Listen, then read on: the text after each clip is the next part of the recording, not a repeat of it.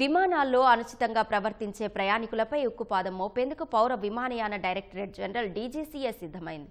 ఈ మేరకు కొత్త ముసాయిదా నిబంధనలు రూపొందించింది. ఇది అమలైతే అనుచితంగా ప్రవర్తించే ప్రయాణికులను నేరుగా శిక్షించే అవకాశం ఎయిర్లైన్ సంస్థకు లభించనుంది.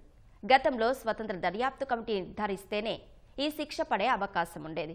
అనుచిత ప్రవర్తన పరిధిలోకి విమానంలో పొగ తాగడం, అనుమతి లేకుండా పలు పరికరాలను వినియోగించడం, ఆందోళనలు నిర్వహించడం సహా నినాదాలు చేయడానికి కూడా తీసుకొచ్చారు.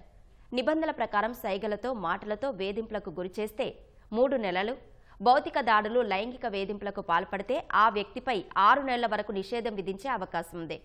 ఇతరుల ప్రాణాలకు హాని కలిగించేలా ప్రవర్తిస్తే దాన్ని లెవెల్ 3 నేరం కింద పరిగణించి 2 ఏళ్లు లేదా అంతకంటే ఎక్కువ కాలం నిషేధం విధించవచ్చు. విమాన సిబ్బంది ఉన్న ప్రదేశంలోకి చొరబడితే లెవెల్ 4 నేరంగా పరిగణించి 2 ఏళ్లు లేదా అంతకంటే ఎక్కువ నిషేధం వర్తిస్తుంది. ఈ ముసాయిదా నిబంధనలపై ప్రజలు సంబంధిత భాగస్వాములు తమ సూచనలు, అభ్యంతరాలను వచ్చే నెల 16 లోపు పంపాలని డీజీసీఏ పేర్కొంది.